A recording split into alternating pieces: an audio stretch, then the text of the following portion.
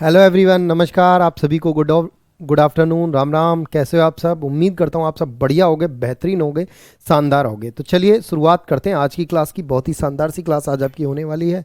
तो जल्दी से आ जाइए। अर्चना, निगम, कविता, रानी, अर्चना, नीतू, शिवा, सरिता, पूनम, आमिर, पूजा, लक्ष्मी, अब्दुल, फरहान, काबुद्दीन, लक्ष्मी, ईशांत, मनु, अर्जिता, रानी, माया, फुरकान, सुनीता, अफजल, अब्जू, आरजू, दीपांशु, जोया, चांदनी, आमिर, इमरान, सैली, आफरीन, गुड मॉर्निंग, आरजू, बिंदु, शमसुद्दीन, इंद्रेश, खुशी, सारिका, अंजू, डिम्पल, फुरकान, नुपुर, राजनी, नीति, रक्षा, लक्ष्य, जाहिद, सुमित, वाजिद, जितेंद्र, नरेंद्र, शमशेर, पूजा, शिवम, ज्योति, खुशबू, अर्चना, राखी, दिलीप, पूजा, निशा, प्रतिमा, मनीष, रूपाली, मनीषा, फकरुद्दीन, बिंदी, विंध्या। चलो, आप सभी का बहुत बहुत स्वागत है आज के सेशन में। तो आज की सेशन बहुत ही लाजवाब होने वाला है। आप सभी साथी जल्दी से आ जाइए। माजिद, राम राम भाई, धर्मेंद्र, ब्रजेश, रागिनी, कंचन, सुमित, अर्पित, फैजान, साहिल। चलो भाई, तो चले शुरुआत करते हैं आज की क्लास की। बहुत ही अल्टीमेट आज आपकी क्लास होने वाली है।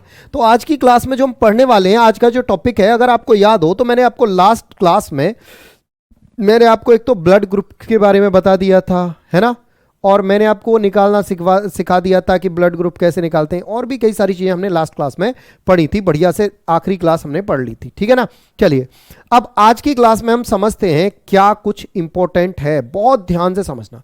हाँ, आखिरी क्लास में मैंने आपको कुछ इंसानों के बारे में बताया था, है ना, याद आ गया। इंसान जैसे लुइस ब्रेल थे, सुनीता विलियम्स थी, ग्रेगर मेंडल थे, और बछेंद्री पाल। इस तरह से के कौन माउंट एवरेस्ट पर पहली महिला चढ़ी, संतोष यादव जो कि सबसे कम उम्र में महिला चढ़ी थी माउंट एवरेस्ट पर। यानी ये सारी चीज़ें मैंने, सुनीता विलियम्स के बारे में, कैसे उनकी फ्लाइट, जो उनका स्पेसशिप था वो क्रैश हो गया था लास्ट मोमेंट पे, ये सारी चीज़ें मैंने आपको करवा दी थी, है ना।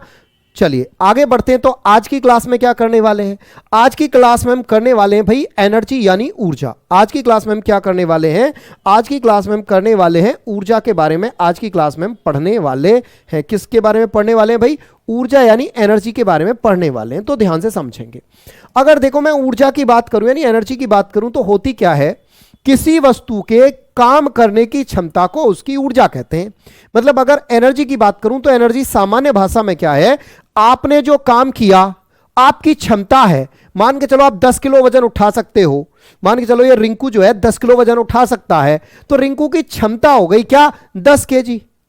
ठीक है, वही क्या हो गई? रिंकू की एनर्जी हो गई। तो जो रिंकू की क्षमता है ना, वही उसकी एनर्जी है। रिंकू की एनर्जी क्या है कि भैया वो 10 किलोग्राम वजन उठा सकता है। 20 किलो, मान के चलो ये सुजीत है, 20 किलोग्राम वजन उठा सकता है। मनीषा है, 40 किलोग्राम वजन उठा सकती है। तो इसका ये क्या हुआ? इनका ये इनकी क्षमता हुई, और इस क्षमता को ही क्या बोला जाता है?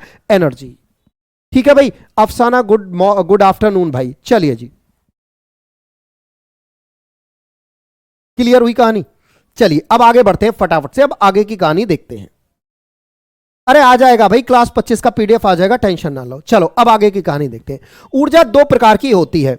एक होती है गतिज ऊर्जा, एक होती है कौन सी? गतिज ऊर्जा, जिसे आप कहते हो इंग्लिश में काइनेटिक एनर्जी। गतिज ऊर्जा। गतिज ऊर्जा क्या होती है? मान के चलो जैसे कोई वस्तु चल रही है, आपसे, आप खड़े हुए हो और आपको आके एक तेज कार टक्कर मार दे, भगवान ना करे कभी ऐसा हो, लेकिन एक कार आए और आपको टक्कर मार दे, तो जो कार ने टक्कर मारी, आप उड़ के बहुत दूर जाके गिरे, तो जो आप दूर जो जाके गिरे, वो जो कार की स्पीड के कारण, कार में कौन सी ऊर्जा थी? कार की स्पीड के कारण जो ऊर्जा थी, उसी को हमने गतिज ऊर्जा का नाम दे दिया। यानी किसी भी वस्तु की गति के कारण जो ऊर्जा उत्पन्न होती है, उसे गतिज ऊर्जा या काइनेटिक एनर्जी कहते हैं।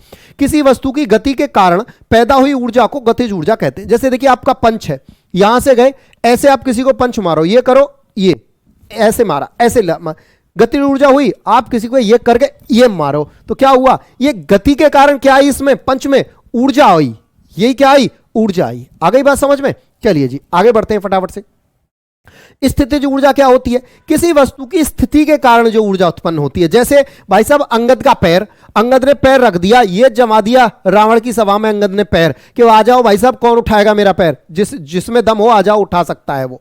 अब भाई साहब अंगद का पैर सब आ रहे हैं, सब ऐसे आ रहे हैं, ये जान लगाई, रावण के सारे दरबारी मंत्री सब आ गए एक एक करके, सब आ गए एक एक करके, लेकिन किसी से पैर ही नहीं उठा। वही क्या थी? गतिज ऊर्जा। यानी उसमें जो एनर्जी थी उसकी किसके, सॉरी स्थितिज ऊर्जा, गतिज नहीं स्थितिज, ठीक है।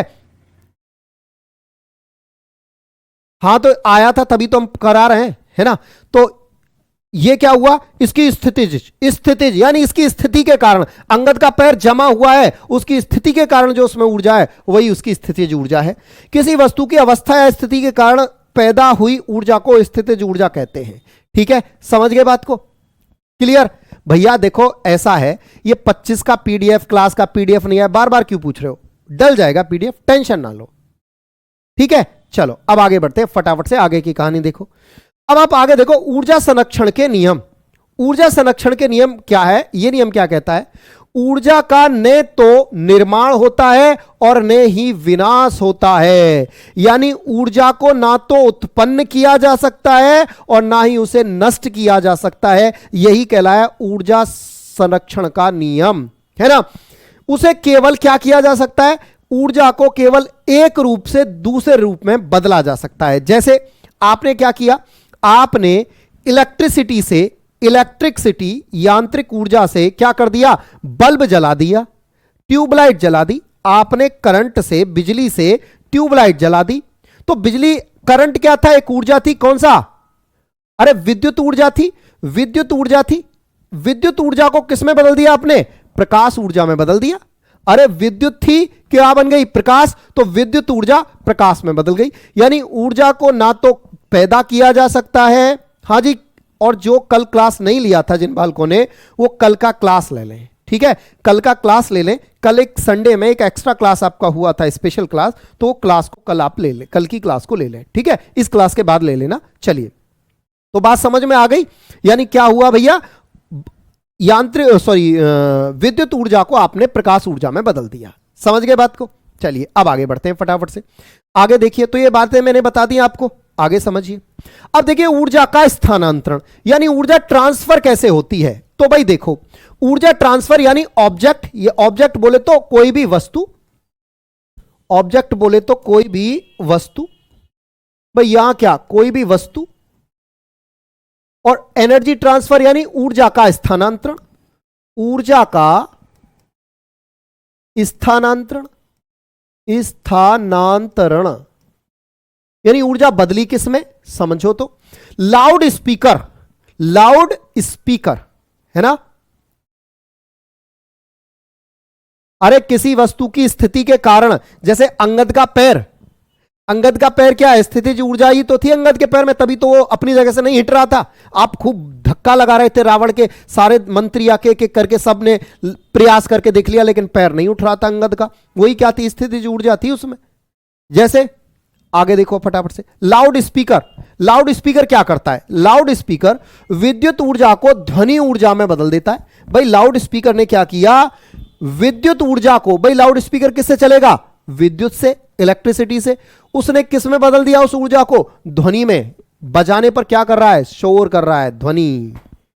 हां जी, क्लास ली थी कल, ठीक है। आगे देखो, कोयले का जलना। कोयले का जलना क्या है? Burn of coal. Burn of coal क्या है? रसायन है। भाई कोयला क्या है? एक रसायन है। रासायनिक ऊर्जा को ऊष्मा ऊर्जा में, भैया कोयला जलाओगे तो गर्मी मिलेगी, हाथ तापोगे कि नहीं? सर्दियों में आप, अब सर्दियों का मौसम है, आप अलाप लगाते हो तो क्या जलाते हो? वहां कोयला, लकड़ी जलाते हो। वो कैसी है? रासायनिक है। रासायनिक से किस, क्या मिलती है हमें? ऊष्मा मिलती है, गर्मी मिलती है, हीट मिलती है। तो ये क्या करती है? Chemical energy into heat energy, यानी रासायनिक ऊर्जा को का ऊष्मा ऊर्जा में स्थानांतरण। ठीक है, आगे देखिए, आगे देखो फटाफट से। अच्छा, और कुछ भी उदाहरण दें?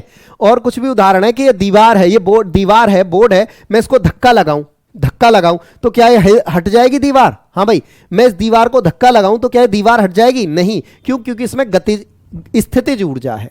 ठीक है, चलो हाँ जी, जैसे हम लोग बैठे रहते हैं तो वो क्या है, स्थितिज ऊर्जा है। क्लियर। चलो अब आगे देखो, बल्ब का जलना, भाई बल्ब का जलना क्या है, विद्युत ऊर्जा का प्रकाश ऊर्जा और ऊष्मा ऊर्जा में, भाई प्रकाश भी देता है और ऊष्मा भी देता है, बल्ब जलता है तो। सोलर सेल प्रकाश ऊर्जा का विद्युत ऊर्जा में, सोलर सेल क्या करती है, आपने देखा होगा सोलर सेल आप लोग अपने घर की छत पे लगा लेते हो, वो सूर्य की एनर्जी को लेती है, तो सौर प्रकाश ऊर्जा, प्रकाश को लिया और किसमें बदल दी उसने, बिजली बना दी।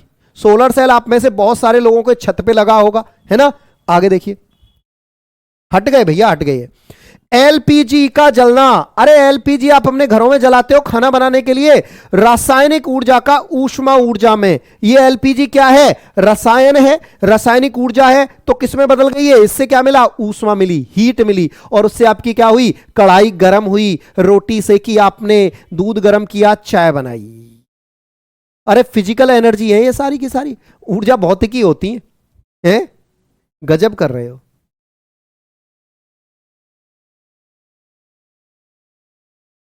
जब मैं पेडागोजी समझाऊंगा तो समझ आएगा, फिलहाल चुपचाप से जो पढ़ा रहा हूं उसे पढ़ो, वरना ये भी निकल जाएगा। जो मिल रहा है ना जिस टाइम पे, उसे चुपचाप लेने की आदत डालो, वरना ये भी निकल जाएगा। चलो आगे देखो फटाफट से, आगे की कहानी देखो। ऊर्जा का एसआई मात्रक जूल है, भाई ऊर्जा का एसआई मात्रक क्या है, जूल है। रॉकेट में प्रयोग होने वाली ऊर्जा के स्रोत, यानी जो रॉकेट होता है ना, अंतरिक्ष में भेजा जाता है रॉकेट, देखो कुछ इस तरह से, रॉकेट लॉन्च,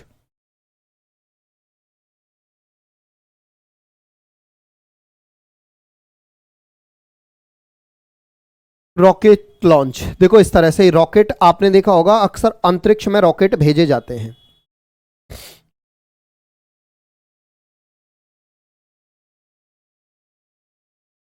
देखो देखो भाई, इस तरह से अक्सर आपने रॉकेट को अंतरिक्ष में जाते हुए देखा होगा। ये रॉकेट, ये जो आपको दिख रहा है, ये वाला क्या है, रॉकेट है ये वाला। ये वाला जो ऊपर गोल गोल है, ये होता है पेलोड, जो सामान हमें रख के मतलब पहुंचाना होता है। इसमें ऊपर वाले हिस्से में तो ये सामान होता है और इसमें ईंधन भरा रहता है, ये जलता है, ये जलता है, ऊपर जाके इसे ऊपर छोड़ देता है और खुद नीचे गिर जाता है या वहीं नष्ट हो जाता है। हाँ जी, एलपीजी का पूरा नाम क्या है भाई, कौन बताएगा, एलपीजी का पूरा नाम बताइए फटाफट से, एलपीजी का पूरा नाम बताइए फटाफट से, एलपीजी का पूरा नाम बताइए मुझे जल्दी से। एक बालक ने पूछा है एलपीजी का पूरा नाम। नौसाद आलम भाई साहब पढ़ लोगे। चलो अब आप आगे देखो, तो इस रॉकेट में क्या क्या ईंधन होता है। इस रॉकेट में एक तो द्रवित ऑक्सीजन, यानी लिक्विफाइड ऑक्सीजन, लिक्विडफाइड ऑक्सीजन, द्रवित ऑक्सीजन, लिक्विडफाइड ऑक्सीजन, ठीक है। हाँ भाई, एसआई का भी फुल फॉर्म बता दो यार। अरे अंतरराष्ट्रीय प्रणाली, यानी वस्तुओं के मापन की अंतरराष्ट्रीय प्रणाली को बोलते हैं एसआई सिस्टम, ठीक है। गजब कर रहे हो। आगे देखो, द्रवित हाइड्रोजन यानी लिक्विफाइड हाइड्रोजन, और हाइड्रोजन और पैराऑक्साइड यानी H2O2, हाइड्रोजन और पैराऑक्साइड H2O2, हाइड्रोजन और पैरा, लिक्विफाइड पेट्रोलियम गैस। देखो इतने सारे बालक आ गए। अरे यही तो आप अपने घरों में यूज करते हो, LPG, LPG liquefied petroleum gas, यानी पेट्रोलियम, पेट्रोल को लिक्विड करा के जो गैस है, जो पेट्रोलियम से गैस बनी, उस गैस को ज्यादा प्रेशर दे के और उसे द्रव में बदल के आपके सिलेंडर में भर दिया। यही तो होता है। आपके सिलेंडर, जब आप सिलेंडर को हिलाते हो तो पानी जैसा कुछ हिलता है, लेकिन अगर आप उसकी जो ऊपर ऐसे गोल गोल होता है उसे जैसे दबा दो तो उसमें से गैस निकलती है, निकलती है कि नहीं निकलती, तो वो क्या होता है, प्रेशर ज्यादा होती है, इसलिए वो बाहर बन के उड़ जाती है ना। यानी गैस को हाई प्रेशर पे दबाया, उसे लिक्विड बना देते हैं, उसे बोलते हैं लिक्विफाइड पेट्रोलियम गैस, ठीक है। चलिए आगे बढ़ते हैं। तो ये बात समझ में आ गई, उम्मीद करता हूं समझ गए होंगे। आगे देखो, ऊर्जा के स्रोत। अब ऊर्जा के स्रोत कौन कौन से हैं, वह पदार्थ जिनसे हम लंबे समय तक आवश्यक ऊर्जा प्राप्त कर सकते हैं, ऊर्जा के स्रोत कहलाते हैं। कौन कौन से स्रोत होते हैं।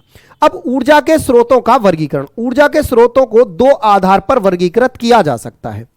दो आधार है, इनको वर्गीकृत किया जा सकता है। कैसे वर्गीकृत किया जा सकता है, ध्यान से समझो। अरे ये हिंदी इंग्लिश दोनों में लिखा हुआ है भैया, और क्या मैं संस्कृत में बता रहा हूं। आगे देखो, समय, एक तो टाइम के आधार पर, और दूसरा उपयोग यानी यूज के आधार पर। टाइम के आधार पर की बात करें, ऊर्जा के स्रोत कितने समय में उपयोग में है, कितने समय से उपयोग में है, यानी वो सोर्स, वो रिसोर्स कितने समय से हम उपयोग कर रहे हैं, 10 साल से, 5 साल से, 20 साल से, 50 साल से, 100 साल से, 1000 साल से, कितने समय से यूज कर रहे हैं। दूसरा उपयोग, एक बार उपयोग हो जाने के बाद उनका दोबारा उपयोग किया जा सकता है या नहीं। मान के चलो हमने किसी ऊर्जा के स्रोत का एक बार उपयोग कर लिया, तो क्या हम उसका उपयोग दोबारा कर सकते हैं या नहीं कर सकते।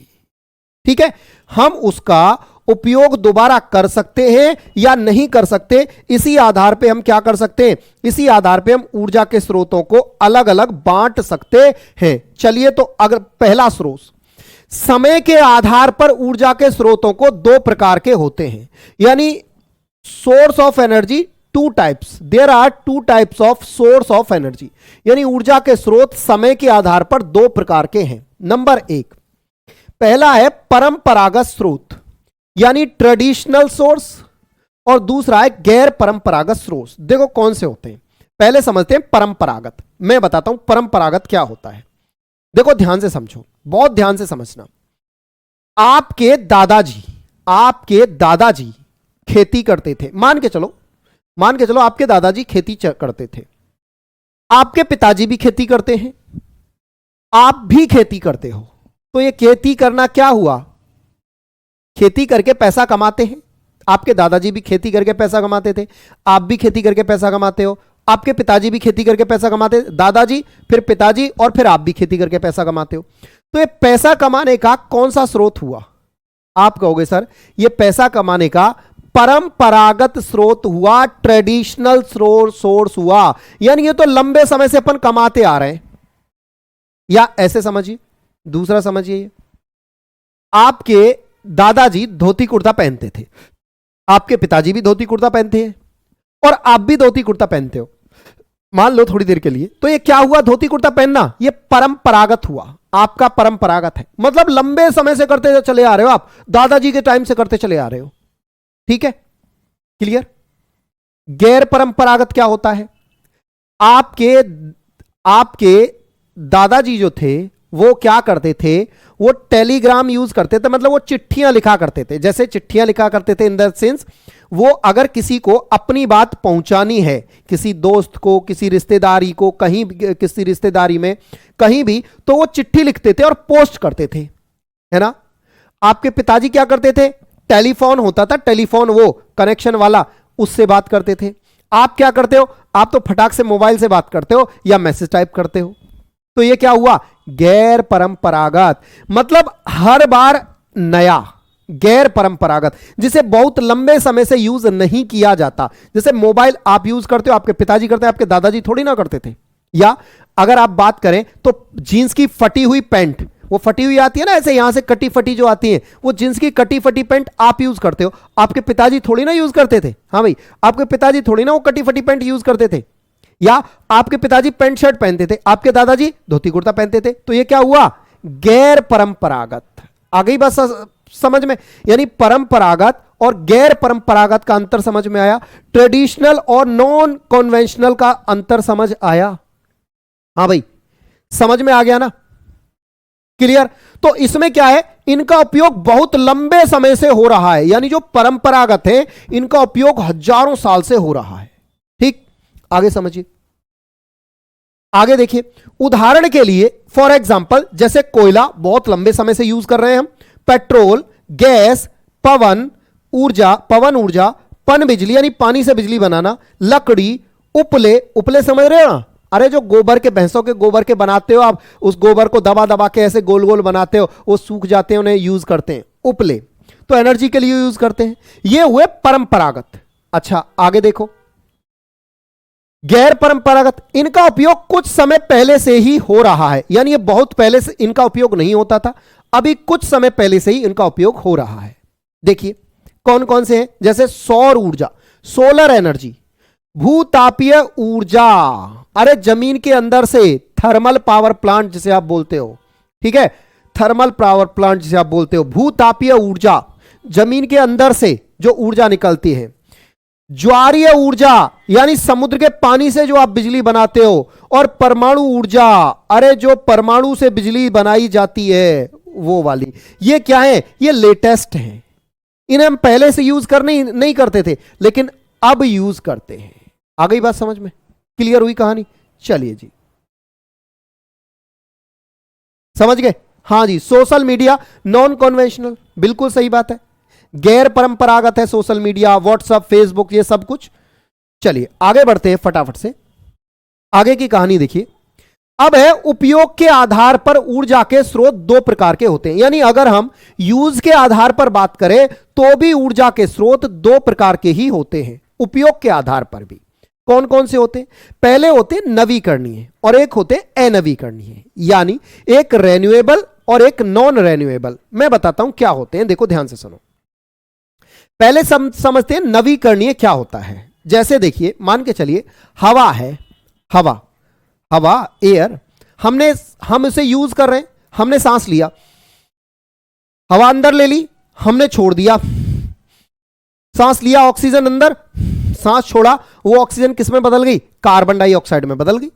अब वही जो हमने ऑक्सीजन अंदर ली थी, वो ऑक्सीजन अब बाहर, हमारे अंदर से बाहर किस में आई? कार्बन डाइऑक्साइड में। भाई हमने तो क्या ली? हमने तो O2 ली थी, वो O2 किस में बदल गई? CO2 में। लेकिन ये CO2 पेड़ के पास गई, CO2 किसके पास गई? पेड़ के पास। पेड़ ने इसे अपने अंदर खींच लिया CO2 ने, और पेड़ ने फिर बाहर गैस निकाली, और पेड़ ने बाहर क्या निकाली? O2, और फिर से हमने क्या ले लिया? ये O2 खींच लिया। यानी इसको बनने में ज्यादा समय नहीं लगा। हमने O2 को लिया, कार्बन डाइऑक्साइड बना दिया, फिर पेड़ ने कार्बन डाइऑक्साइड को लिया, फिर से O2 बना दिया, तो इसको बनने में ज्यादा समय नहीं लगा।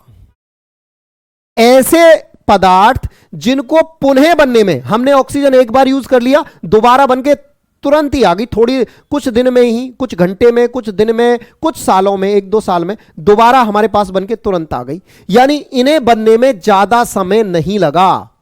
इनको कहा जाता है नवीकरणीय, रेन्यूएबल। समझ के बात को? अनवीकरणीय क्या है? जैसे कोयला है, अगर हमने कोयला एक बार यूज कर लिया तो उस कोयले को दोबारा बनने में कोयला लाखों वर्षों का समय लग जाएगा। समझ गए बात को? उसको कहा जाता है नॉन रेन्यूएबल, यानी अनवीकरणीय। समझ गए बात आप? क्लियर? अच्छा,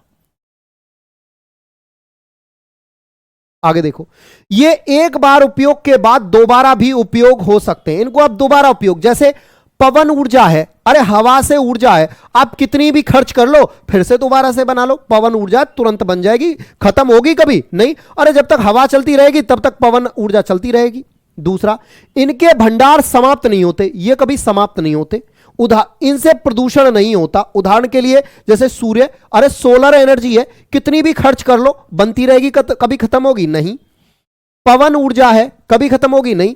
भूतापीय ऊर्जा है, जमीन के अंदर से जो ऊर्जा बनाते हैं, है ना, नहीं। ज्वारीय ऊर्जा है, ज्वारीय मतलब, अरे ज्वार भाटा जो आते हैं, समुद्र के द्वारा जो बिजली बनाई जाती है, समुद्र के पानी से ज्वार भाटा के द्वारा, है ना, ज्वार भाटा के द्वारा जो बिजली बनाई जाती है, कभी खत्म होगी नहीं। जल विद्युत, पानी से बिजली बनाना, जैसे टरबाइन घुमा के जो पानी से बिजली बनाते हैं, नहरों से, नदियों से, बांध बनाकर, डैम बनाकर नदी पर, वहां बिजली बनाते हैं, क्या ये कभी खत्म होगी? नहीं। बायोगैस, अरे बायोगैस, गोबर गैस, क्या गोबर कभी खत्म होगा? नहीं। तो उससे बनने वाली बिजली भी कभी खत्म नहीं हो सकती। ठीक है, ये बायोगैस भी कभी खत्म नहीं होगी। आगे देखो, आगे देखो फटाफट से। अनवीकरणीय कौन से होते हैं? ये एक बार उपयोग होने के बाद दोबारा उपयोग नहीं हो सकते, ये केवल एक बार उपयोग होंगे, दोबारा बनने में इन्हें लाखों वर्षों का समय लग जाएगा। इनके भंडार समाप्त हो जाएंगे, यानी इनके जो रिसोर्स हैं, इनके जो रिसोर्सेज हैं वो समाप्त हो जाएंगे। इनसे प्रदूषण होता है। उदाहरण के लिए लकड़ी, भाई साहब अगर आप लकड़ी को जला दो तो खत्म, धुआं निकलेगा, पॉल्यूशन होगा। कोयला एक बार यूज कर लिया तो गए, लाखों वर्षों में दोबारा बनेगा। पेट्रोल, डीजल, परमाणु ऊर्जा और गैस, प्राकृतिक गैस, अगर आपने भाई साहब इनको एक बार यूज कर लिया तो दोबारा बनने में लाखों वर्षों का समय लग जाएगा। आ गई बात समझ में? क्लियर हो गई कहानी? चलिए आगे बढ़ते हैं फटाफट से। ऊर्जा के विभिन्न स्रोत। अब देखो ऊर्जा के विभिन्न स्रोतों के बारे में हम जानकारी बहुत अच्छे से यहां लेते हैं। अब देखो भैया ऊर्जा के स्रोतों के बारे में समझो। ऊर्जा के विभिन्न स्रोतों में नंबर 1 है कोयला। कोयला कोयला कोयला जिसे आप कोल कहते हो, इंग्लिश में कोल। यह बहुत पुराना ऊर्जा का स्रोत है, ओल्डेस्ट सोर्स है ये एनर्जी का, ओल्डेस्ट सोर्स ऑफ एनर्जी। ठीक है, ये क्या है भाई? ओल्डेस्ट सोर्स ऑफ एनर्जी है कौन? कोल। आगे देखिए, यह पृथ्वी की भूपर्पटी में पाया जाता है, यानी ये कहां पाया जाता है? क्रस्ट में पाया जाता है। भूपर्पटी मतलब क्रस्ट, यह क्रस्ट में पाया जाता है। इसका निर्माण वनस्पतियों के दबने से हुआ है, यानी पेड़ पौधे पहले कभी जमीन के अंदर दब गए। देखो कोयला कहां से आया? कोयला कोई आसमान से टूट के नहीं आया था। पेड़ पौधे कभी पहले जमीन पे भूकंप आया हो, बाढ़ आया हो, सुनामी आई हो, उथल पुथल हुई, उथल पुथल से पेड़ पौधे जमीन के अंदर दब गए, उनके दबने से कोयले का निर्माण हुआ। आ गई बात समझ में? उन्हीं के दबने से कोयले का निर्माण हुआ और इसको इसीलिए जीवाश्म ईंधन कहा जाता है। इसका मुख्य घटक कार्बन है, यानी इसका जो मेजर कंपाउंड है, मुख्य घटक मतलब major compound, major compound, major compound कौन है? कार्बन। इसका मेजर कंपाउंड कार्बन है। यह 4 प्रकार का होता है। नंबर 1 पीट कोयला। देखो पीट कोयला मतलब पीट कोयला ही होगा, उसकी हिंदी इंग्लिश कुछ नहीं, पीट कोयला है। नंबर 2 लिग्नाइट या भूरा कोयला इसे कहते हैं। नंबर 3 बिटुमिनस कोयला, इसे घरेलू कोयला कहते हैं। और नंबर 4 एंथ्रासाइट, सख्त कोयला होता है, सबसे सख्त होता है। पोट सबसे घटिया, पीट है, पोट नहीं पीट, पीट कोयला जो होता है वो सबसे घटिया कोयला होता है। पीट कोयला सबसे घटिया और एंथ्रासाइट सबसे बढ़िया कोयला होता है। सबसे ज्यादा उपयोग बिटुमिनस कोयले का होता है। अगर आपसे पूछा जाए किस कोयले का सबसे ज्यादा उपयोग होता है तो बिटुमिनस कोयले का उपयोग सबसे ज्यादा होता है। भारत में सबसे ज्यादा जो आप रेलगाड़ियों में भरा हुआ देखते हो ना कोयला, भर भर के रेलगाड़ियां जाती हैं, उसमें बिटुमिनस कोयला जाता रहता है भारत में। इधर उधर जो रेलगाड़ियों में ढोता है अपना, वो बिटुमिनस कोयला होता है। अब देखो ये खराब और सही कैसे होता है, देखो ध्यान से सुनो, बताऊंगा। कोयले का उपयोग देखो, इसका उपयोग खाना पकाने के लिए होता है, इसका उपयोग ताप बिजली घरों में होता है, इससे कोक, कोरताल और कोल गैस प्राप्त किया जाता है। भारत में पश्चिमी बंगाल की रानीगंज, झारखंड की झरिया, धनबाद, बोकारो प्रमुख कोयला उत्पादक राज्य हैं। ठीक है, ये प्रमुख बंगाल, उड़ीसा भी और आप यहां लिख सकते हो उड़ीसा, बंगाल, झारखंड, उड़ीसा, छत्तीसगढ़ ये भारत के कुछ मुख्य कोयला उत्पादक राज्य हैं। ऐसे तो एमपी में भी है कोयला, लेकिन मेजर ये 4 राज्य ही हैं। कौन सा? बंगाल, झारखंड, उड़ीसा, छत्तीसगढ़, ये मेजर राज्य हैं। अच्छा, इसमें बंगाल में रानीगंज, झारखंड में झरिया। एक मूवी आई थी अक्षय कुमार की, मिशन रानीगंज, याद है? मिशन रानीगंज, अक्षय कुमार की। रानीगंज में कोयले की खदान के अंदर 71 मजदूर फंस गए थे। उन मजदूरों को अक्षय कुमार ने उस सरदार जी का रोल किया है उस मूवी में, उन सरदार जी ने बाहर निकाला था बड़ी मशक्कत करके, तो वो कोयले की खान में ही फंसे थे। आ गई बात समझ में? क्लियर हो गई कहानी? देखो भाई चलो आगे देखो फटाफट से। तो ये बात समझ में आ गई।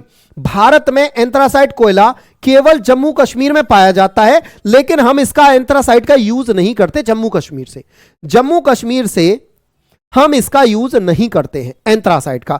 आपसे पूछेगा, देखो सवाल कैसे बनेगा, जम्मू कश्मीर में कौन सा कोयला पाया जाता है, या एंथ्रासाइट कोयला भारत में कहां पाया जाता है, या कोयले का सबसे अच्छा प्रकार कौन सा है, एंथ्रासाइट। कोयले का सबसे बेकार प्रकार कौन सा है, पीट कोयला। भारत में सबसे ज्यादा कोयला कौन सा पाया जाता है, बिटुमिनस कोयला। अब देखो ध्यान से, कोई भी कोयला कैसे अच्छा होता है कैसे बुरा होता है, तो यहां देखो कोयले के प्रकार और कार्बन की मात्रा। जिस कोयले में कार्बन की मात्रा जितनी कम होगी वो कोयला उतना खराब होगा। जी हां, जिस कोयले में कार्बन की मात्रा जितनी कम होगी वो कोयला उतना ही खराब होगा, और जिसमें कार्बन की मात्रा जितनी ज्यादा होगी वो कोयला उतना ही अच्छा होगा। ठीक है, जिसमें जितनी ज्यादा मात्रा होगी वो उतना अच्छा होगा, जिसमें जितनी कम मात्रा होगी वो उतना खराब होगा। अब देखो यहां पे, देखो इसे मैं यहां भी लिख दे रहा हूं। जैसे देखो आपके सामने सबसे पहले पीट कोयला में लगभग पीट कोयला में लगभग 30 से 35% कार्बन होता है। सी मतलब कार्बन होता है पीट कोयला में। वहीं बात करें लिग्नाइट, दूसरा कोयला होता है लिग्नाइट।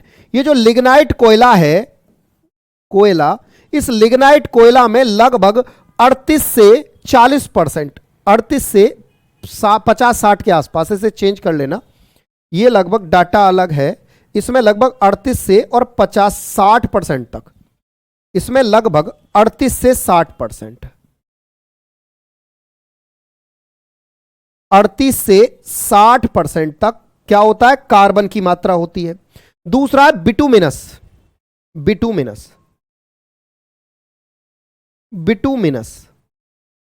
बिटूमिनस में लगभग कितनी मात्रा होती है, लगभग 60 से और 75%, 70% के आसपास कार्बन की मात्रा होती है।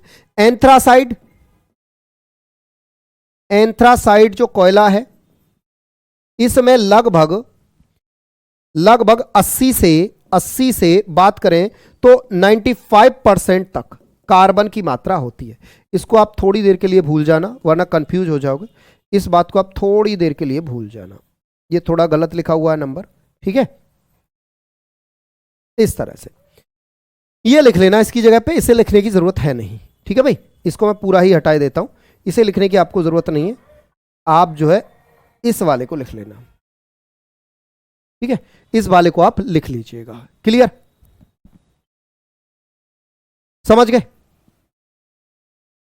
क्लियर है ना बात? तो ये कोयला के प्रकार हुए। आगे समझिए, पेट्रोलियम यानी कच्चा तेल। अगला कौन सा है, पेट्रोलियम या कच्चा तेल। देखो जो कच्चा तेल होता है, ध्यान से समझो, यह गाढ़े रंग का काला बदबूदार द्रव होता है। देखो एक चीज समझो, एक चीज होती है, एक बात बताओ मुझे आप, एक चीज होती है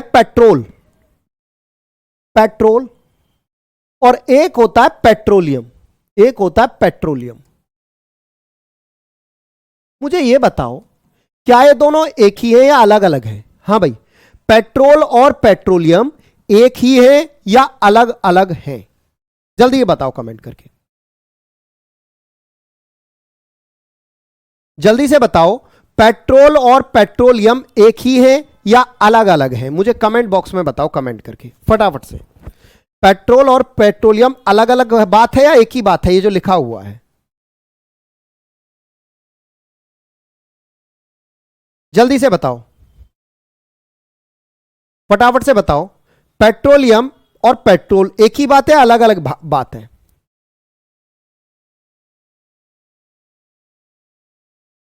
अलग अलग है, सेम है। पेट्रोलियम जीव से बनता है। देखो अब मेरी बात ध्यान से समझना, बहुत ध्यान से समझना। देखो आपने सुना होगा कि भारत ने रूस से कच्चा तेल मंगाया, भारत ने ईरान से कच्चा तेल लिया, भारत ने सऊदी से कच्चा तेल लेना बंद कर दिया। ऐसी न्यूज अक्सर आप मार्केट में देखते हो।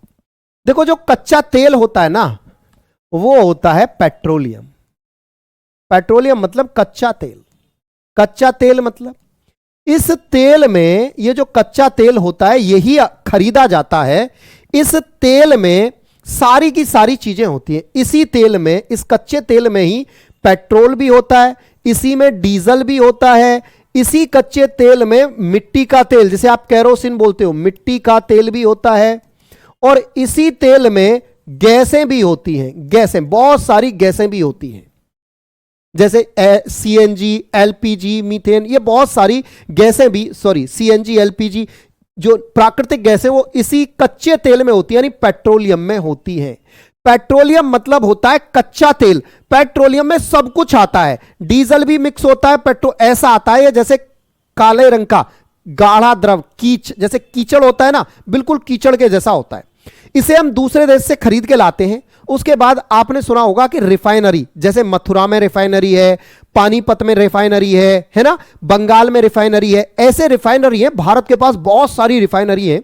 उन रिफाइनरी में यह तेल आता है और आके यहां प्योर होता है। इससे गैस अलग निकालते हैं, मिट्टी का तेल अलग निकालते हैं, डीजल अलग निकालते हैं, पेट्रोल अलग निकालते हैं, ये अलग अलग तरह का तेल निकालते हैं। अलग अलग निकाल लिया, फिर इसे मार्केट में पेट्रोल पंपों पे वहां से सप्लाई किया जाता है। तो उसमें से जो तेल सप्लाई हुआ कच्चे तेल में से निकला, उसमें से एक पेट्रोल है, एक डीजल है, एक मिट्टी का तेल है, एक गैस है। आ गई बात समझ में? तो यानी पेट्रोल एक उत्पाद है किसका? पेट्रोलियम का। पेट्रोल एक उत्पाद है पेट्रोलियम का। पेट्रोलियम में सब कुछ होता है, और जबकि पेट्रोल एक अकेला उत्पाद है पेट्रोलियम का। बताओ जल्दी से। हां जी, कच्चे तेल को पेट्रोलियम बोलते हैं। समझ में आ गया? एक नहीं है, अलग अलग है। पेट्रोल अलग है, पेट्रोलियम अलग है। समझ गए बात को? क्लियर हो गई कहानी? चलिए अब मैं आगे बढ़ता हूं। यह जमीन के नीचे जीव जंतुओं के दबने से बनता है। भैया जो ये बना कैसे? जब जमीन के अंदर जीव जंतु बने, जैसे कोयला बना ना पेड़ पौधे जीव जंतुओं के दबने से, वैसे ही जब और ज्यादा वो नीचे गए तो उनसे पेट्रोल और डीजल बना। हां, तो आपने विवेक कुमार, आपने रिफाइनरी देखी होगी भैया, स्क्रीनशॉट नहीं होगा, है ना? आपने रिफाइनरी में देखा होगा, हर समय वहां पे एक आग जलती रहती है उसकी चिमनी में, वहां तेल प्योरीफायर का काम ही होता है। हां जी, बिहार में भी है। आगे, हां बिल्कुल हल्का। आगे देखो, इसमें कई सारे उत्पाद मिलते हैं। देखो ये बात यहां लिखी हुई है, इसमें कई सारे उत्पाद मिलते हैं, जैसे मोम भी मिलता है, बिटुमेन भी मिलता है, वैसलीन भी मिलती है, स्नेहक भी मिलता है, ग्रीस भी इससे मिलती है। ग्रीस आती है ना, ग्रीस कीचड़ जैसी, वो भी इससे मिलती है। डीजल भी मिलता है, पेट्रोल भी मिलता है, मिट्टी का तेल भी मिलता है, गैस भी मिलती है। इसलिए इसको काला या तरल सोना कहा जाता है, ब्लैक गोल्ड। इसलिए इसे क्या नाम दिया जाता है? ब्लैक गोल्ड, काला सोना, ब्लैक गोल्ड। यह सवाल पूछा जाता है, ब्लैक गोल्ड के नाम से किसे जाना जाता है? तो पेट्रोलियम या कच्चा तेल। अगर आपसे पूछे ब्लैक गोल्ड के नाम से किसे जाना जाता है, तो पेट्रोलियम या कच्चे तेल को ब्लैक गोल्ड कहा जाता है। हां जी, काला सोना बोला जाता है। देखो लिखे हैं हम, बिल्कुल लिखे हैं। इससे उत्पाद प्राप्त करने के लिए इसको रिफाइनरी या तेल शोधक कारखाना या परिष्कृत कारखाना में भेजा जाता है। वहां प्रभाजी आसवन के द्वारा इसके विभिन्न उत्पाद प्राप्त किए जाते हैं। आ गई बात समझ में भैया? हाँ भाई, क्लियर हो गई? चलो आगे बढ़ते हैं। भारत में प्रमुख परिष्कृत शालाएं यानी तेल शोधक शालाएं या रिफाइनरी पानीपत, मथुरा, बरौनी, डिगबोई, बड़ोदरा, भड़ौच, कोच्चि, बेंगलुरु में स्थित हैं। इसका उपयोग प्लास्टिक, डाबर, पेंट बनाने में और ड्राई क्लीनिंग में भी किया जाता है। इससे औषधियां भी बनाई जाती हैं। भारत में पेट्रोलियम मुख्यतः असम, गुजरात, मुंबई हाई, कृष्णा गोदावरी डेल्टा में मिलता है। भारत में भी ये पेट्रोलियम मिलता है। हाँ जी, बेगूसराय में है, बरौनी, बिल्कुल भारत में भी ये पेट्रोलियम मिलता है। लेकिन अच्छा, ये इंपॉर्टेंट है भाई, यहां से सवाल पूछा हुआ है। यहां से सवाल पूछा हुआ है कि भारत में मथुरा कहां है, पानीपत कहां है, बरौनी कहां है, डिगबोई कहां है, भड़ौच कहां है और कोच्चि, बेंगलोर, ये पूछे गए हैं। ठीक है, कोल बोलते हैं भाई, कोयला को कोल, COAL, कोल। आगे देखो, प्राकृतिक गैस यह तेल कूपों यानी तेल के कुओं से प्राप्त होती है। जो पेट्रोलियम होता है ना, उसी के साथ निकलती है, उसमें से फिर इसको अलग किया जाता है। कुछ तेल कूप से तो केवल प्राकृतिक गैस ही निकलती है। कुछ कुएं तो ऐसे होते हैं जिनसे केवल गैस निकलती है, तेल निकलता ही निकलता है। भैया पेडागोजी देखो, जो आप पेडागोजी कर रहे हो ना, पेडागोजी 1 तारीख से शुरू होगी। ठीक है, 1 से एग्जाम तक आपकी पेडागोजी चलेगी। ठीक है, तो बार बार मत पूछो। चलो, इसका मुख्य संगठक मीथेन है। इसका जो मुख्य मेनली जो कंपोनेंट है, संगठक है, वो मीथेन है। भारत में मुंबई हाई, जैसलमेर, कृष्णा गोदावरी डेल्टा और त्रिपुरा में प्राकृतिक गैस पाई जाती है। आगे देखो, आपसे पूछेगा भारत में प्राकृतिक गैस कहां पाई जाती है, भारत में पेट्रोलियम कहां पाया जाता है, तो देखो पेट्रोलियम कहां कहां पाया जाता है, ये रहा प्राकृतिक गैस, ये रही। और भारत में तेल शोधक तेल यानी भारत में रिफाइनरी कहां है, तो ये देखो भारत में रिफाइनरी है इन जगह पर। आगे आ जाओ, द्रवकृत पेट्रोलियम गैस या द्रवीकृत या लिक्विफाइड पेट्रोलियम गैस। देखो, यह दाब पर द्रवित की गई है, यह उच्च दाब पर द्रवित की गई पेट्रोलियम गैस होती है। यह दाब है उच्च, यहां लिख लो, यह है उच्च दाब, हाई प्रेशर। यह उच्च दाब पर द्रवित की गई पेट्रोलियम गैस होती है। ठीक है, किस पर होती है? उच्च दाब पर। आगे देखिए, इसका मुख्य संगठन यानी जो मेजर कंपाउंड होता है, मेजर जो इसका कंपाउंड होता है वो कौन सा होता है? वो ब्यूटेन होता है। इसमें क्या होता है? मेजर ब्यूटेन होता है। इसमें ईंधन, इथेन और प्रोपेन गैसें भी होती हैं। इथेन और प्रोपेन ऑल्सो फाउंड इन, ठीक है। हाँ जी बिल्कुल, एग्जाम तक क्लास लेंगे, टेंशन मत लो। हाँ जी, बेगूसराय आया हुआ है, तभी तो हम कराए हैं। यह रंगहीन यानी कलरलेस होता है, गंधहीन यानी स्मेल भी नहीं होता है इसमें, और ज्वलनशील होती है। इसका अम्लीय ऊष्मीय मान उच्च होता है। इसका ऊष्मीय मान, जो इसका ऊष्मीय मान होता है यानी it's calorific value is high, इसका ऊष्मीय मान उच्च होता है। ठीक, आगे समझो। इसके रिसाव का पता लगने के लिए आपने देखा होगा गैस के सिलेंडर में जो एलपीजी होती है ना, उसमें बदबू नहीं आती। आप कहोगे सर जो हमारा सिलेंडर है उसमें तो बड़ी बुरी बदबू आती है। आपका जो सिलेंडर होता है उसमें बदबू आती है ना, और आप कह रहे हो कि यह गंधहीन है यानी इसमें कोई भी स्मेल नहीं आती है, लेकिन हमारे गैस के सिलेंडर में जो एलपीजी भर के आती है उसमें तो बदबू आती है। उस बदबू को डाला जाता है। क्या बात कर रहे हो? मतलब सर जो हमारे यहां सिलेंडर आता है उसमें बदबू डाली जाती है? मैंने कहा हां। बोले क्यों डाली जाती है? मैंने कहा इसलिए डाली जाती है कि इस गैस अगर लीक हो गई तो ये तो गंधहीन है, इसका पता तो चलेगा नहीं, स्मेल ही नहीं आएगी तो पता ही नहीं चलेगा आपको कि गैस लीक हो गई। और पता चला गैस लीक हो गई, आग जला दी आपने, सिलेंडर ब्लास्ट हो गया। इसलिए इसमें क्या होता है कि इसमें एक बदबूदार कंपोनेंट मिला दिया जाता है जिसका नाम है मरकैप्टन। क्या नाम है जिसका? मरकैप्टन नामक दुर्गंध युक्त यौगिक मिलाया जाता है, यानी इथाइल मरकैप्टन। नाम क्या है पूरा इसका? इथाइल मरकैप्टन इसके अंदर डाल दिया जाता है। इस इथाइल मरकैप्टन में बदबू आती है। इसमें आ गई बात समझ में? पूछा जाता है कि सीएनजी के सिलेंडर में बदबू पैदा करने के लिए क्या मिलाया जाता है, तो इथाइल मरकैप्टन मिलाया जाता है। आ गई बात समझ में? पेट्रोल का हिंदी पेट्रोल ही होता है भाई। राम कौन है ये? कृष्णा। कृष्णा कुमार का हिंदी क्या है जरा मुझे बताओ। है जी कृष्णा। जो कृष्णा कुमार का हिंदी होता है वही पेट्रोल का हिंदी होता है। ठीक है, चलो जी, चलिए आगे बढ़िए। इससे प्रदूषण नहीं होता है, इससे मीथेन का उत्सर्जक नहीं होता है। इससे ना तो प्रदूषण होता है और ना ही इससे मीथेन निकलती है। ठीक है भैया, ना मीथेन निकलती है और ना इससे प्रदूषण होता है। चलिए आगे देखिए फटाफट से। संपीड़ प्राकृतिक गैस यानी कंप्रेस्ड नेचुरल गैस, सीएनजी, जिसे आप शॉर्ट में बोल देते हो, जो वाहनों में भी यूज की जाती है, सीएनजी। हाँ भाई, वाहनों में यूज यही होती है ना। आजकल आप ज्यादातर गाड़ियां देखते हो तो किसकी मिलती है? सीएनजी। मीथेन एक गैस होता है जो सड़े हुए गले हुए धान के खेत से सले गड़े मैदानों में मिलती है। अगर कोई गंदा नाला बहला है तो उस नाले से निकलती है, और उसके धान के खेत से निकलती है, पशुओं की जुगाली से निकलती है। यह मीथेन गैस होती है। ठीक है, गैस होती है। आगे देखो, तो सीएनजी की बात करते हैं। ध्यान से सुनो, आजकल गाड़ियां आपको सीएनजी की मिलती हैं, है ना। इसमें यह क्या होती है, अब ध्यान से समझ लो सीएनजी थोड़ा सा। यह एक प्राकृतिक गैस है। गैस को उच्च दाब पर दबाने से प्राप्त होती है, यानी प्राकृतिक गैस को हाई प्रेशर पर कर ले जाते हैं तो उसे सीएनजी प्राप्त होती है। यह प्राकृतिक गैस होती है। हां जी बिल्कुल, आगे देखो। इसका मुख्य घटक मीथेन है, यानी इसमें भी क्या होती है? इसमें भी मीथेन होती है। मीथेन का फॉर्मूला होता है CH4। मीथेन का फॉर्मूला क्या होता है? CH4। यानी प्राकृतिक गैस में भी क्या होती है? मीथेन होती है भैया। इसमें भी ब्यूटेन में, प्रोपेन में, सब में इनमें मीथेन होता ही होता है। आगे देखो, यह वाहनों में ईंधन के रूप में प्रयोग की जाती है। इससे प्रदूषण नहीं होता है क्योंकि इसके जलने पर धुआं नहीं निकलता है। आपने देखा होगा जो सीएनजी के वाहन होते हैं उनमें धुआं नहीं निकलता है, तो इनसे पोल्यूशन नहीं होता है। अरे जो प्राकृतिक गैस वो गैस है जो नेचर से प्राप्त हो, जो पेट्रोलियम से निकाली जाए।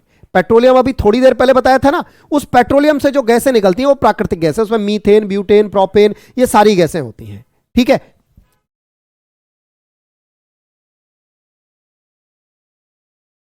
सीएनजी नहीं है सर? क्या नहीं है सीएनजी? हाँ चुप रहो, आवाज नहीं आ रही तो, वरना बेकार की बात मत करो फालतू में। मतलब इतने चालाक बच्चे हैं, कोई अगर मतलब किसी को अपना नाम लेवाना हो तो कह देगा डिस्टर्ब करने के लिए, सर आपकी आवाज नहीं आ रही। यार गजब करते हो। आगे देखो, इसका उपयोग उद्योगों यानी फैक्ट्रियों में भी होता है। इसका उपयोग जो होता है भाई वो फैक्ट्रियों में भी इसका उपयोग किया जाता है। ठीक है। हां आग भैया, लेकिन मीथेन के साथ देखो CH4 के साथ अगर O2 मिल जाए तो इसमें आग लग जाती है। अब लगेगी इसमें आग, ये नहीं जलेगा, अकेला नहीं जलेगा, ये इसके साथ ये मिलेगा, दोनों मिलते हैं और आग जल जाती है। इसलिए वाहनों में ऑक्सीजन के लिए अलग से होता है जहां से ऑक्सीजन सप्लाई होती है। आ गई बात समझ में? अरे मीथेन एक गैस है। मदन भाई तुम कहां यार, अब तुमसे क्या ही कहूं मैं। मीथेन नहीं सुनेगा कभी? कभी CH4 नहीं पढ़े? मतलब पढ़े हो कभी स्कूल में? नहीं पढ़े हो? मुझे ये बता दो। एक पूछ रहा है सर सोडियम क्लोराइड क्या होता है। अब मैं तुम्हें सोडियम क्लोराइड पढ़ा रहा हूं यहां। गजब करते हो यार। भूताप होता है जमीन के अंदर का टेम्परेचर। भूताप मतलब होता है जमीन के अंदर का तापमान, पृथ्वी के अंदर का तापमान भूताप कहलाता है। ठीक है, चलो आगे आ जाओ चुपचाप। अब जीवाश्म ईंधन, जीवाश्म ईंधन क्या होता है? जैसे कोयला, देखो वे ईंधन जो पृथ्वी के अंदर पौधों और जानवरों के अवशेषों पर ताप और दाब के प्रभाव से बनते हैं। देखो जीवाश्म समझो, जीवाश्म, जीव आश्म, यानी जो जीव मतलब जीव, जीव जंतु, पेड़ पौधे, उनके अंश, यानी अगर जीव जंतु पेड़ पौधे जो पृथ्वी के अंदर दब गए, उनके अंशों से जो बनने वाले क्या होते हैं? ईंधन होते हैं, उसे जीवाश्म ईंधन कहते हैं। जैसे कोयला, पेट्रोलियम, प्राकृतिक गैसें, ये सब क्या है? जीवाश्म ईंधन है। देखो यहां दिए भी गए हैं, कौन कौन से दिए गए? जैसे कोयला, पेट्रोलियम, प्राकृतिक गैस, ये सब क्या है? जीवाश्म ईंधन है। आ गई बात समझ में? ये लाखों वर्षों में बनके तैयार होते हैं। क्लियर? तो ये सारी बातें आपको समझ गए होंगे। आगे देखिए, जल विद्युत या पन बिजली ऊर्जा, हाइड्रो इलेक्ट्रिसिटी, इसको इंग्लिश में बोलते हैं hydro electricity. Hydro electricity, hydro electricity, देखो ध्यान से सुनो, ये कैसे बनती है? नदियां होती हैं, नदियां होती हैं, नदियों में क्या होता है? नदियों के ऊपर बांध बनाते हैं, बांध बना के बिजली बनाते हैं। नदी पे बांध बनाया, बांध बना के पानी से बिजली बनाई, उसी को हम बोलते हैं हाइड्रो इलेक्ट्रिसिटी या जल विद्युत या पन बिजली ऊर्जा। जल विद्युत ऊर्जा या पन बिजली ऊर्जा। पन बिजली यानी पन मतलब पानी, पानी से बिजली वाली। ठीक है, आगे समझिए। नदियों के ऊपर बांध बनाकर जल को इकट्ठा किया जाता है। इकट्ठे जल को टरबाइन पर गिराया जाता है, जिससे टरबाइन चलता है और बिजली बनती है। जल विद्युत के लाभ, इससे लाभ क्या होते हैं? यह सस्ती होती है, इसमें प्रदूषण नहीं होता। सबसे पहली बात तो यह कैसी होती है? यह सस्ती होती है, इसमें प्रदूषण नहीं होता है। यह ऊर्जा का नवीकरणीय स्रोत है। और कैसा है? रेन्यूएबल। नवीकरणीय मैंने बताया था ना अभी थोड़ी देर पहले, रेन्यूएबल, यानी ये कितनी भी खर्च कर लो कभी खत्म नहीं होगी। भाई पानी खत्म थोड़ी ना हो रहा है, कितनी भी खर्च कर लो कभी खत्म नहीं होगी। आगे बात समझ। आगे देखिए, बांध, बांध से लाभ क्या होते हैं? यह बाढ़ को रोकता है। बांध जो होता है नदी में आई बाढ़ को रोक देता है। इकट्ठा हुआ जल खेतों की सिंचाई के काम आता है, और जो पानी इकट्ठा होता है वो खेतों की सिंचाई के काम आता है, नहर निकालने में काम आता है, इस तरह से। ठीक है, बांध से हानि भी होती है। हानि क्या होती है?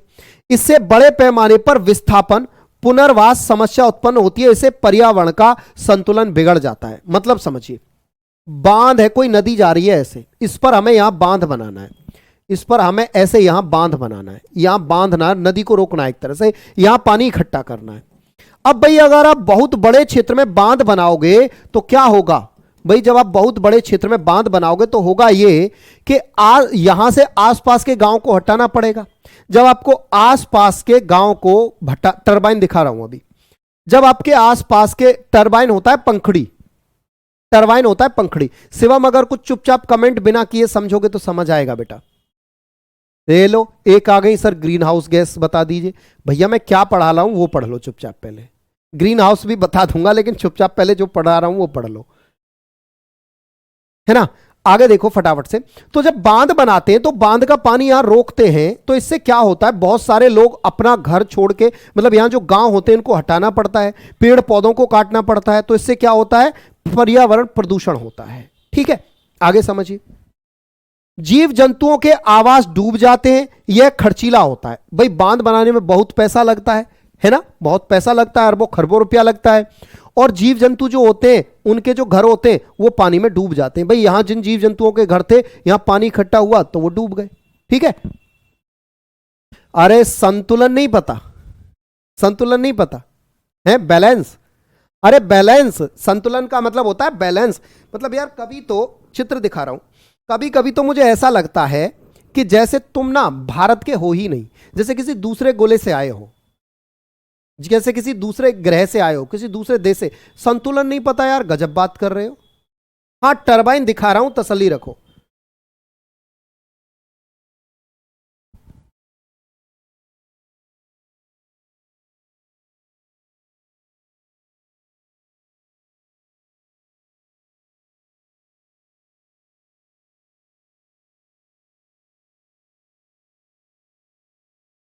देखो दिखा रहा हूं,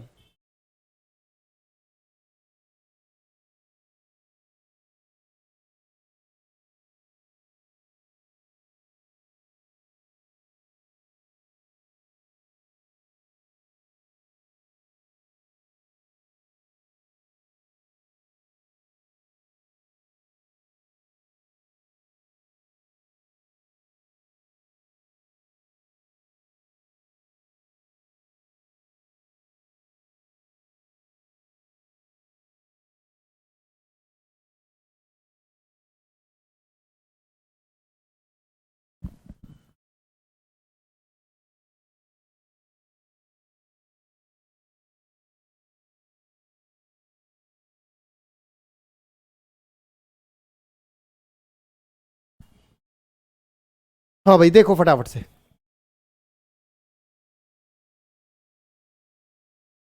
देखो यहां देखो फटाफट से। देखो टरबाइन मतलब होता है पंखुड़ी, देखो ये पंखुड़ी, ये होता है टरबाइन। अब देखो बिजली बनती कैसे, यहां देखो ध्यान से, यहां देखो, ये है बांध बना हुआ है, बांध से तेजी से आता है पानी। यहां देखो ये बांध बना है, यहां बांध से तेजी से आया पानी, धड़ाम से नीचे गिरा। यहां देखो यहां लगी हुई है, ये रही देखो पंखुड़ी, ये रही देखो पंखुड़ी लगी हुई है, ये पंखुड़ी लगी हुई है, इससे पानी टकराया, घूम गई, ये तेजी से घूमी। यहां लगे हुए हैं बड़े बड़े चुंबक, मैग्नेट, चुंबक से बिजली बनती है और बिजली को फिर यहां ये ट्रांसफार्मर लगाया हुआ है, इस बिजली को हमने ट्रांसफार्मर में लिया और ट्रांसफार्मर से आगे की तरफ निकाल दिया। और जो गर्म पानी हुआ, भाई टरबाइन घूमने से जो पानी बचा वो पानी यहां से होते हुए यहां आ गया नदी में। इस तरह से होता है, समझ गए आप? अब तो कोई दिक्कत नहीं है, टरबाइन होती है मतलब पंखड़ी। क्लियर? चलो अब आगे बढ़ो फटाफट से। सौर ऊर्जा, सौर ऊर्जा आप सब जानते हो, सूर्य की ऊष्मा, सूर्य की ऊष्मा, अरे सोलर सेल छत पे आप लगा देते हो, सूर्य की जो छतरी सी लगा देते हो छत पे आप, प्लेट जैसी, उन वो क्या करती हैं, वो सूर्य की ऊर्जा से बिजली बना देती हैं। वही यहां लिखा हुआ है, सूर्य की ऊष्मा और प्रकाश से हमें सौर ऊर्जा प्राप्त होती है। सौर ऊर्जा को सौर सेलों द्वारा, सोलर सेलों द्वारा या सौर सेलों द्वारा, सौर सेलों द्वारा विद्युत ऊर्जा में बदला जाता है। सौर सेल सिलिकॉन और गैलियम की बनी होती है, यह याद रखना। सौर सेल किसकी बनी होती है? सिलिकॉन और गैलियम के बने होते हैं। यह उष्ण कटिबंधीय देशों के लिए अत्यंत उपयोगी है क्योंकि इन देशों में सौर ऊर्जा प्रचुर मात्रा में होती है। अरे जो क्षेत्र इक्वेटर के आसपास है, उष्ण कटिबंधीय का मतलब ट्रॉपिकल, ट्रॉपिकल, वो देश जो इक्वेटर के आसपास है, मतलब वो देश जो देखो यहां है, ये पृथ्वी जो इस भूमध्य रेखा के आसपास के देश हैं। क्यों? क्योंकि यहां सूर्य हमेशा पूरे साल निकलता है, पूरे साल निकलता है। अब मान के चलो अगर सोलर सेल आप यहां ध्रुवों पर लगा लिए तो यहां तो पता चला 6 महीने सूर्य ही नहीं निकल रहा, तो सोलर सेल तो फिर यहां बेकार है ना, यहां तो फिर सोलर सेल बेकार है। आगे देखिए, सौर ऊर्जा का उपयोग, इसका उपयोग खाना बनाने में सोलर कुकर द्वारा, पानी गर्म करने में सौर वाटर हीटर द्वारा, प्रकाश उत्पन्न करने में और बिजली बनाने में किया जाता है। सौर ऊर्जा के लाभ, यह नवीकरणीय ऊर्जा का स्रोत है। कैसी है? नवीकरणीय है, यानी रेन्यूएबल एनर्जी है। यह असमाप्य है, यानी कभी समाप्त नहीं होने वाली है। इससे प्रदूषण नहीं होता है। यह लगभग पूरे वर्ष मिलती है, ये पूरे वर्ष मिलती रहती है अपने यहां। तो भाई हमारे यहां तो लगभग 2-4 दिन के लिए ही सर्दियों में सूर्य निकलना बंद होता है, वरना तो डेली निकलता ही निकलता है। ठीक है, आगे देखिए फटाफट से। सौर ऊर्जा से हानि क्या है? यह केवल दिन में ही उपलब्ध होता है। भाई साहब रात के समय में सौर ऊर्जा, सूर्य नहीं रहेगा तो क्या होगा? सौर ऊर्जा नहीं रहेगी। अगला, वर्षा और शीत ऋतु में इसकी उपलब्धता कम हो जाती है। यह खर्चीला है। भाई साहब आप जो प्लेट लगाते हो सिलिकॉन वाली, वो बहुत पैसे की लगती है, खर्चीला है, और वर्षा में और शीत में जब सूर्य नहीं होता तो यह दिक्कत करती है। भारत में वर्ष 2011 में जवाहरलाल नेहरू राष्ट्रीय सोलर मिशन की शुरुआत की गई थी। यह भाई इंपॉर्टेंट है, आपसे पूछेगा जवाहरलाल नेहरू राष्ट्रीय सोलर मिशन की शुरुआत कब की गई? तो भाई देखो 2011 में की गई थी। ठीक है, सूर्य में नाभिकीय संलयन के कारण ऊर्जा पैदा होती है। सूर्य में मौजूद हाइड्रोजन का संलयन हीलियम में होता है। ये आप सब जानते हो, सन के अंदर हाइड्रोजन जो है वो हीलियम में बदलता है। ठीक है, चलिए जी आगे देखिए फटाफट से। अगला, पवन ऊर्जा या वायु ऊर्जा। पवन ऊर्जा है विंड एनर्जी, इसको कहा जाता है विंड एनर्जी। इसमें विंड के द्वारा क्या करते हैं भैया? हम ऊर्जा बनाते हैं। कैसे बनाते हैं? देखो, पवन ऊर्जा का उपयोग प्राचीन समय से होता रहा है। प्राचीन समय में पानी के जहाज पवन ऊर्जा का उपयोग करते थे। पवन की गतिज ऊर्जा, यानी गति के कारण जो ऊर्जा उत्पन्न होती है, ही पवन ऊर्जा कहलाती है। इसे पवन चक्की द्वारा प्राप्त किया जाता है। पवन ऊर्जा का उपयोग क्या है? लोगों को एक जगह से दूसरी जगह पानी के जहाजों को ले जाने के लिए इसका उपयोग किया जाता है। पहले पानी के जहाज जो चलते थे ना, उनमें इंजन नहीं लगते थे। पहले पानी के जहाजों में पवन ऊर्जा, यानी आपने देखा होगा त्रिपाल जैसी लगी होती थी। दिखाऊंगा अभी आपको, चलो दिखा देता हूं। पहले ओल्ड वाटरशिप,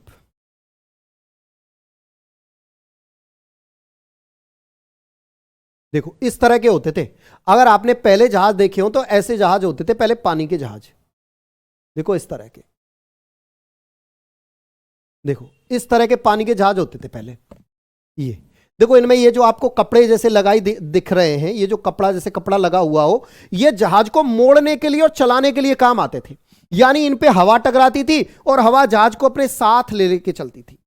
सिलिकॉन क्या होता है भाई साहब? अब तुम्हें अगर सिलिकॉन नहीं पता ना, अलम, तो भाई बस तुम फिर भारत के नहीं हो। सिलिकॉन नहीं पता तुम्हें? अरे जर्मेनियम, सिलिकॉन, रेडॉन, ये सब क्या होते हैं? गजब बात करते हो। हाँ जी, टरबाइन से निकला हुआ पानी फिर से नदी में आ जाता है, फिर से नदी में, नहर में आगे बढ़ता है, उसको खेती में यूज होता है। बिल्कुल यूज करते हैं टरबाइन से निकले हुए पानी को। ठीक है, तो इस तरह से देखो, आपने पहले पुरानी फिल्मों में भी अपने जहाजों को देखा होगा। तो ये पवन ऊर्जा से ही चलते थे। ठीक है, आगे देखिए फटाफट से, अब आगे की कहानी वापस आ जाइए। अच्छा, आजकल पवन ऊर्जा, पवन चक्की क्या होती है? देखो आपको पवन चक्की दिखाता हूं। अब जो ऊर्जा प्राप्त करते हैं, कैसे करते हैं? पवन चक्की। देखो अब ऐसी चक्की लगाते हैं जो हवा से घूमती है। आपको ये बहुत सारे तमिलनाडु के आसपास इस तरह से बहुत सारी लगी हुई दिखाई देंगी एक लाइन से। ये देखो इस तरह से, ये तमिलनाडु के आसपास के जो राज्य, साउथ के जो राज्य हैं, गुजरात में, साउथ के राज्यों में ऐसे देखो ये पंखे से लगाई दिखाई देंगे। इन पंखों से ही क्या बनती है? ऊर्जा बनती है, बिजली बनती है। ठीक है, चलिए पवन ऊर्जा के लाभ क्या क्या होते हैं? उपयोग बता दिया मैंने। विद्युत उत्पन्न करने में इसका उपयोग होता है। भूमिगत जल को ऊपर खींचने में इसका उपयोग होता है। आगे समझिए पवन से लाभ। यह सभी जगह उपलब्ध है, यह नवीकरणीय है। एक तो सभी जगह उपलब्ध है और नवीकरणीय है। इससे प्रदूषण नहीं होता है। पवन ऊर्जा से हानि, यह महंगा है, पक्षियों के लिए हानिकारक है, दूर संचार के संदेशों में व्यवधान उत्पन्न करता है। जिस क्षेत्र में पवन की गति 20 किलोमीटर प्रति घंटा हो, वहां पवन ऊर्जा आसानी से प्राप्त किया जा सकता है।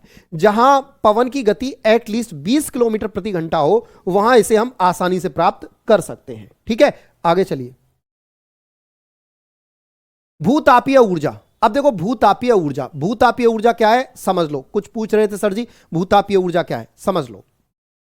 पृथ्वी के अंदर से निकलने वाले गर्म जल के झरने से भूतापीय ऊर्जा प्राप्त होती है। पृथ्वी के अंदर से निकलता है गर्म जल का झरना, उससे भूतापीय ऊर्जा प्राप्त होती है। पृथ्वी की गहराई में तापमान होता है जिसे जल गर्म होकर झरनों के रूप में पृथ्वी की सतह पर गिर आ जाता है। भूतापीय ऊर्जा के उपयोग इसका उपयोग खाना बनाने, बिजली उत्पन्न करने आदि में किया जाता है। ठीक है, आगे समझिए। भूतापीय ऊर्जा से लाभ क्या है? पूरे वर्ष इससे ऊर्जा प्राप्त की जा सकती है और प्रदूषण नहीं होता है। भूतापीय ऊर्जा से हानि क्या है? इसके संवहन में का खर्चा ज्यादा होता है। यह सब जगह उपलब्ध नहीं है। एक तो सब जगह नहीं है, खर्चा बहुत होता है। भारत में मणिकर्ण यानी हिमाचल प्रदेश, भारत के अंदर मणिकर्ण हिमाचल प्रदेश में जगह है ये। पुंगा घाटी, घाटी का नाम है पुंगा घाटी लद्दाख में, तातापानी झारखंड में और खमम तेलंगाना में भूतापीय ऊर्जा का उत्पादन होता है। अब आपसे पूछेगा भारत में भूतापीय ऊर्जा का उत्पादन कहां होता है?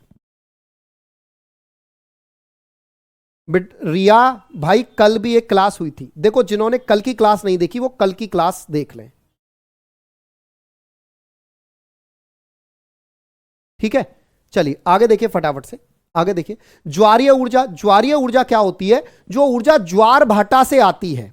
ज्वार भाटा मतलब समुद्र में जो आते हैं ना, टाइड, समुद्र की लहरें, पानी उठता है, धड़ाम से गिरता है, उससे जो ऊर्जा उत्पन्न होती है उसे ज्वार भाटा से उत्पन्न ऊर्जा कहा जाता है, ज्वारीय ऊर्जा, या इसे टाइडल एनर्जी, इसे कहा जाता है टाइडल एनर्जी। अब देखिए ध्यान से समझिए, ये मैंने बता दिया। भारत में खंबात की खाड़ी, कच्छ की खाड़ी दोनों कहां है? गुजरात में, और सुंदरवन पश्चिमी बंगाल में ज्वारीय ऊर्जा संभावना है। यानी भारत में इससे बिजली कहां बनाई जाती है? बंगाल की खाड़ी में, खंबात की खाड़ी में और सुंदरवन डेल्टा पे पश्चिमी बंगाल में इससे बिजली बनाई जाती है। ज्वारीय ऊर्जा के लाभ, ये असमाप्य है, मतलब कभी समाप्त नहीं होगी। अरे समुद्र का पानी कभी समाप्त थोड़ी ना होगा, ज्वार भाटा तो हमेशा आते रहेंगे, तो कभी समाप्त नहीं हो सकती। प्रदूषण नहीं होता है। इससे हानि क्या है? इससे समुद्री जीवों को नुकसान पहुंचता है। भाई समुद्र के पानी को जब यूज करते हैं तो समुद्री जीवों को नुकसान पहुंचता है, इसके उत्पादन में कठिनाई आती है। ठीक है, आगे देखिए। बायोगैस, बायोगैस की बात करें, बायोगैस जैविक अवशेषों, गोबर और रसोई के अपशिष्ट पदार्थों के बैक्टीरिया द्वारा अपघटन से प्राप्त होती है। इन पदार्थों का अपघटन अनऑक्सी यानी ऑक्सीजन के बिना होता है। इन पदार्थों में अपघटन में मीथेन सबसे ज्यादा होता है। आपसे पूछा जाए बायोगैस में सबसे ज्यादा क्या होती है, तो मीथेन। यह सवाल पूछा जा चुका है कि बायोगैस में सबसे ज्यादा क्या होती है, तो मीथेन होती है भैया। ठीक है, आगे देखिए फटाफट से। दूसरा होता है कार्बन डाइऑक्साइड 25 से 30%, मीथेन होती है 60 से 65%, हाइड्रोजन होती है 5 से 10% गैस निकलती है। इसका उपयोग खाना बनाने में और जैव खाद प्राप्त करने में होता है। इसका उपयोग ट्यूबवेल चलाने में भी होता है, यानी ट्यूबवेल भी इसके द्वारा चलाई जाती है। आगे देखिए फटाफट से। बायोगैस के लाभ, यह सस्ता, यह प्रदूषण मुक्त है, यह उपयोग में आसानी से और सर्वव्यापी है। इससे लकड़ी और जीवाश्म ईंधनों की बचत होती है। इससे हानि क्या है? मीथेन और कार्बन डाइऑक्साइड गैसें निकलने के कारण हरित गृह प्रभाव होता है। इसके लिए नियमित रखरखाव की जरूरत होती है। बड़े शहरों में गोबर की प्रचुर मात्रा नहीं मिलती, इसलिए वहां इसको लगाना उचित नहीं है। ठीक है, तो ये सारी की सारी मैंने आपको बता दी। इंपॉर्टेंट सबसे, बायोडीजल, ये एक पौधा होता है बायोडीजल, अभी दिखाऊंगा मैं। बायोडीजल प्लांट इसे बोलते हैं। इसे जेट्रोफा या रतनजोत, करकास और पोंगोमिया पौधे के बीजों से प्राप्त किया जाता है। बायोडीजल ये पेड़ से प्राप्त होता है, पौधे के बीजों से डीजल प्राप्त होता है। काकीनाडा आंध्र प्रदेश में देश का पहला बायोडीजल संयंत्र लगाया गया। मैं दिखाता हूं अब आपको बायोडीजल, देखो फटाफट से। बायोडीजल प्लांट देखो कौन सा है, बायोडीजल प्लांट।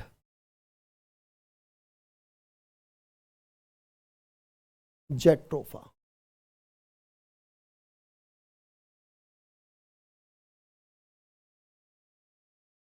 देखो ये रहा प्लांट, देखो भैया ये रहा जेट्रोफा का पौधा, इस तरह से ये पौधा है। इसके जो बीज आपको दिख रहे हैं ये वाले, इनसे डीजल बनता है। ये जो बीज आपको दिख रहे हैं इनसे डीजल बनता है। ये पपीता नहीं है, ये जेट्रोफा है। अरे रुक जाओ, पूरा खत्म करेंगे इसे भाई। ठीक है, ठीक है, चलिए आगे देखिए फटाफट से। परमाणु नाभिकीय ऊर्जा संयंत्र, अब देखो फटाफट से कौन कौन से। इसे नाभिकीय रिएक्टरों में यूरेनियम और थोरियम धातु के नाभिकीय विखंडन द्वारा प्राप्त किया जाता है। इससे अत्यधिक मात्रा में बिजली का उत्पादन किया जा सकता है। यह बहुत खर्चीला और प्रदूषण पैदा करता है। इससे एक्स किरणें, वाई किरणें और गामा किरणें जैसी अत्यंत हानिकारक किरणें निकलती हैं, जिससे आनुवांशिक विषमताएं पैदा हो सकती हैं और कैंसर जैसी बीमारियां हो सकती हैं।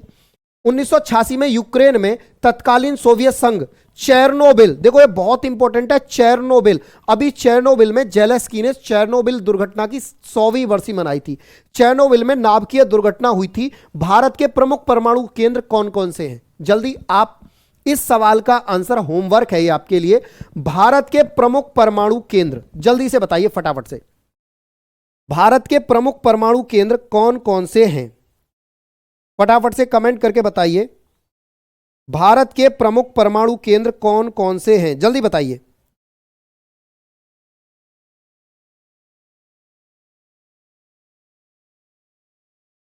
देखो मैं लिख रहा हूं, तुम आराम से देखना। मैं लिख रहा हूं भारत के प्रमुख परमाणु केंद्र, ठीक है, वरना तुम तो करोगे नहीं। देखो लिखो, ये बताते चलो कौन सा कहां है। नंबर 1 तारापुर, कहां है तारापुर? जल्दी से बता दो। नंबर 2 तारापुर के Narora, Narora, Narora. Number 3 Kakrapar, Kakrapar. Number 4 Kaiga, Kaiga. Number 5 Kalpakkam, Kalpakkam. Number 6, ये कहां कहां है जल्दी से बताओ। कुंडनकुलम, कुंडनकुलम, कुंडनकुलम। नंबर 7, 7 कर लो बहुत है, रावत भाटा, रावत भाटा। ये सारे के सारे भारत के परमाणु केंद्र हैं, भारत के मुख्य परमाणु केंद्र, भारत के मुख्य परमाणु केंद्र, परमाणु केंद्र। अब आप मुझे जल्दी से बताओ ये कहां है, ये कौन सा कहां है? जल्दी से बताओ फटाफट से, कौन सा कहां है? जल्दी बताओ। देखो सबसे पहला जो है कौन सा? तारापुर, तारापुर है मुंबई। तारापुर कहां है? मुंबई महाराष्ट्र, MH मतलब महाराष्ट्र। अरे तारापुर कहां है? नरोरा राजस्थान में। कहां पढ़ के आया, कौन सी किताब में पढ़ा है? नरोरा है बुलंदशहर उत्तर प्रदेश, यानी हमारे शहर में है भाई, बुलंदशहर हमारे शहर में है नरोरा। बुलंदशहर उत्तर प्रदेश में एक डिस्ट्रिक्ट पड़ता है बुलंदशहर, जिससे मैं आता हूं यूपी में, वहां है नरोरा। काकरापारा की बात करें तो काकरापारा है सूरत गुजरात में, यह है सूरत, काकरापारा सूरत गुजरात में, GUJ मतलब गुजरात। कैगा की बात करूं, कैगा जो है यह है कर्नाटक में, कैगा है कर्नाटक में। उसके बाद कौन सा है? कलपक्कम की बात करें तो यह है चेन्नई तमिलनाडु में। कलपक्कम कहां है? यह चेन्नई तमिलनाडु में है, चेन्नई तमिलनाडु, TN मतलब तमिलनाडु। कुडनकुलम यह भी तमिलनाडु में है, और रावत भाटा यह है राजस्थान के कोटा में, कोटा राजस्थान। यह भारत के मुख्य परमाणु केंद्र है, एटॉमिक सेंटर है। ठीक है, बताओ जल्दी से, बात समझ आई? तो भैया देखो इनको कर लेना, ये पूछे गए हैं एग्जाम में, डेफिनेट इस चैप्टर से सवाल बनेगा। तो आज का चैप्टर हुआ समाप्त, कल एक नए चैप्टर के साथ हम आपसे मिलेंगे। ठीक है, कल की क्लास में इसी समय। तब तक के लिए आप सभी को नमस्कार, जय हिंद, जय भारत। पढ़ते रहिए, है ना, पढ़ते रहिए और खुश रहिए, आबाद रहिए, और कमेंट पर ध्यान कम दीजिए। और भैया देखो एक चीज आपको बता दूं, कल आपकी क्लास हुई थी, जिन्होंने कल की क्लास नहीं ली है वो कल की क्लास ले लें। दूसरी बात ये कि देखो पीडीएफ जो तुम कर रहे हो डाउनलोड नहीं हो रही, भैया देखो जाहिर सी बात है, जो आपको नोट्स दिए वो आपके डाउनलोड हो जाएंगे और आप उनका प्रिंट निकलवा सकते हो, लेकिन जो क्लास पीडीएफ है वो डाउनलोड नहीं होगी, आप उसका प्रिंट नहीं निकलवा सकते, वो केवल आपको देखने के लिए, आपके रिवीजन के लिए है। ठीक है, और इसकी कोई जरूरत भी नहीं होती क्लास पीडीएफ की। हाँ जी, इस बार हो गई थी क्योंकि पिछले कुछ क्लास आपकी ड्रॉप हो गई थी। ठीक है, चलिए, all the best, take care, tata, bye bye.